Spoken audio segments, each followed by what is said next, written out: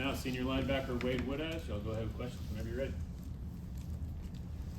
I guess Wade, just how much was that second bye week kind of good for you guys, kind of reset again? Yeah, it was great. Like, personally, I got a massage, so my body feels pretty good. Yeah, it was good to just relax, take your mind off football a little bit. Was there a theme defensively as you guys got back kind of into the facility and into the swing of things? I think one thing we've emphasized really is taking the ball away, like especially during practice, just like against our scout team guys. That second guy, third guy in there to wrap up, just punch at the ball, rip it out. That's definitely been a big thing for sure. Is it more physical practices in that sense, or? No, I'd say it's the same, but just more emphasis on it. Coach Allen kind of mentioned how disappointing it has been for you guys, not generating turnovers. I guess as players, have you guys kind of felt that disappointment as well? Yeah, for sure. I mean, we're 3-4, so obviously everything's been disappointing. But yeah, definitely, because takeaways are our way to impact the game defensively and just provide momentum for the offense. Yeah. It's just the guy who came into this season with really high hopes for what it could be. Kind of how do you kind of balance that of what has happened and kind of moving forward? I just think perspective and then gratitude.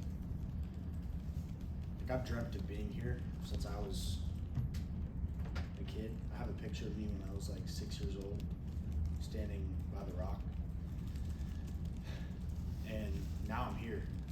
And yeah, I've poured everything I had into this season, into the off season, into getting to where we want to go.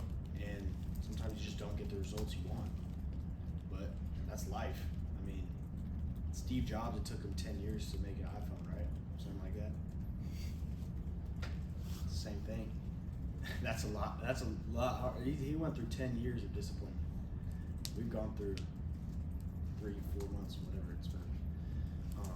But yeah, I just think perspective on how many people would love to be standing at this stand right now, giving an interview representing Clemson.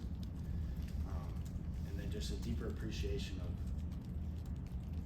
where I am and where I've come from. Yeah. Is that kind of a message that you get from Coach Sweeney, or do you come back yourself, or like how'd you kind of? Actually, my girlfriend just texted me earlier this morning. It was a long message, but that was the basis of it. Like I have 5 weeks left here. I have 5 weeks left of my brother being my neighbor, living across the street. I have 5 weeks left of having roommates and dancing in the locker room after practice. So just appreciating that. Yeah, it's like just now starting to hit me like today. I have 32 days left with Clemson. So yeah, just being appreciative of where I am and just leaving it all out there. No regret. Did you learn anything new about yourself going through this rough patch of the season?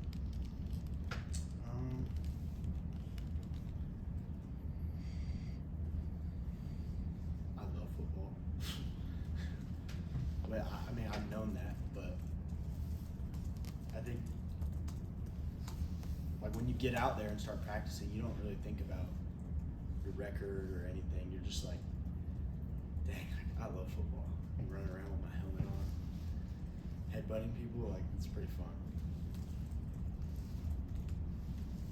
I guess you're still able to talk about appreciation, but is it still fun when you're losing, or like how do you kind of maintain that? I mean, obviously there's disappointment. Losing isn't fun. I'm not saying that. But the deeper appreciation of where I am. Like, so many people would love to be playing college football. I don't know I bet Ross knows the percentage of how many high school kids get to play college football. It's like under 2%. Yeah, it's like 1.7% or something. So just being grateful for that. And then I get to do it at a place like Clemson. Like I get to go play in Death Valley on Saturday. Just be grateful for that. And obviously, like, we haven't got the results we want, but that doesn't, just because you don't get the results doesn't mean you don't go back to work. Doesn't mean you don't go pour everything you got into it. I'm still gonna do that regardless whether I'm 0-37 or 85-0. It's gonna be the same process every week. A lot of times results, this is from Nick Saban, results are, I'm pretty sure he said, results are just a distraction. It's the process that really matters. So every day showing up, pouring everything you got into this day. What am I doing today? Okay, Wednesday morning I woke up, I lifted. Then I took a nap, and then I'm gonna go watch tape and practice. What am I doing every single day contributing to that process? What happens on the weekend is just a distraction. It's about what I do every single day. Is that come across the Nick Saban thing yourself or something? Yeah, it was just on YouTube, so I clicked on it. I was like, dang, that's good. Yeah, you talk about playing in Death Valley. Like, how much is there like a hunger, considering all the losses that have piled up at home, just to get a win there, kind of reverse that trend? Yeah, I mean, we want to win every week. It don't matter where we play or who we play. We'll win.